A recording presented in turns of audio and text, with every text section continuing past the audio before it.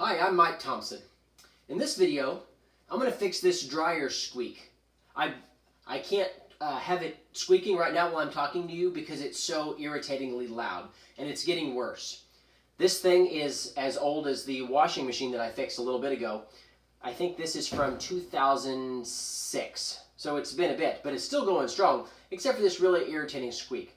So my guess is it's the belt and something motor related.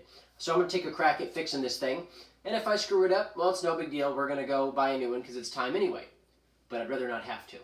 So let's get going with this. And you can hear that. It sounds absolutely awful.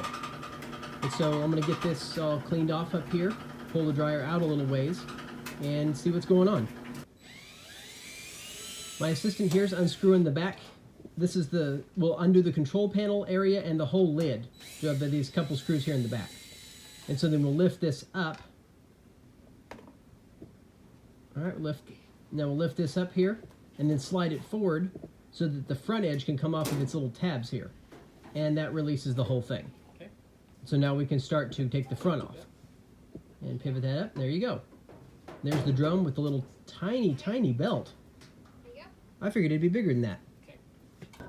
There's one. Okay, go get the other one. Two. We also unbolted the lint trap here with the 3 bolts that were holding it on. And then there were 2 bolts here in each corner of the top, and so we undid those. There are 2 screws in the bottom, and then a wire for the ground and one for a door switch, or some sort of switch. These were torques down here though. I used a 1/4-inch nut driver for the top.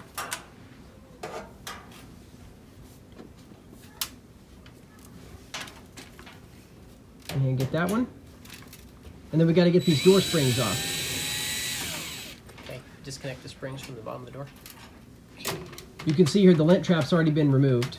I'm sorry I didn't show you that part, but it was just 3 little screws. We used the 1/4-inch. Okay. Damn it. All right, and the front comes off like so. Oh, well, we probably better take the clothes out.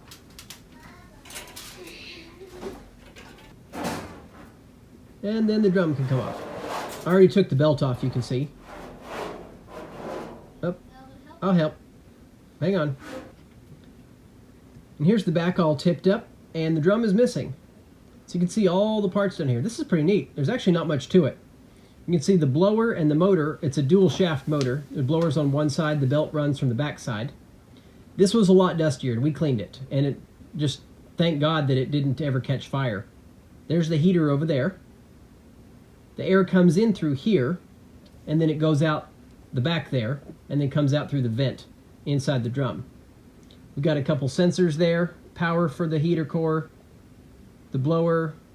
The drum rides on those 2 wheels in the back, and there's 2 in the front. They're light, and then the hot air comes through that grate. Quite simple, actually.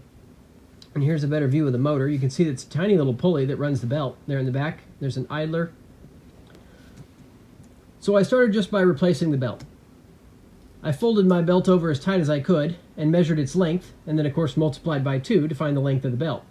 Turns out Lowe's had one of these in stock for about $8, so I ran and got it and stuck it back on there. Now here's how it goes on. First I had to loop the belt over the drum, stick the drum back in place, then put it over the motor pulley and the idler. Then using one hand to pull the idler to the left, and using my right hand then to pull the belt around the idler. It was a little bit tricky, but after about 20-30 seconds I got it. Unfortunately, fixing the belt didn't fix the problem. The squeak came back after a bit, and greasing this idler didn't do any good. I guess the bushing in here had just completely worn out. It's loose, and the idler has got to be replaced. The grease held out for about 2 weeks though, which was really surprising, but it's not going to go. So I'm going to replace this whole idler unit here. It's probably not very much money. And here's the drum. It's sitting in Alex's room in front of his Home Depot little apron. 3 paddles in there to mix everything around. And it's just formed a seal by this felt, which is kind of surprising. It runs all the way around the front and the back sides of the drum. I wasn't really expecting that. I wasn't expecting such a thin belt either, but hey, I guess if it lasted 15 or so years, it's not that bad.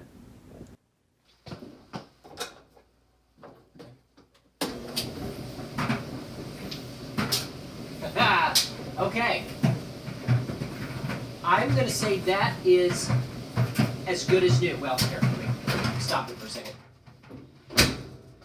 I'm going to say that's good as new.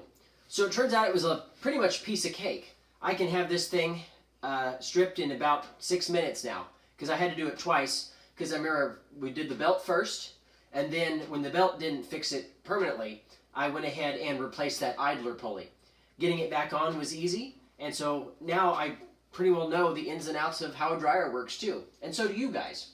But you can see it really wasn't all that difficult at all.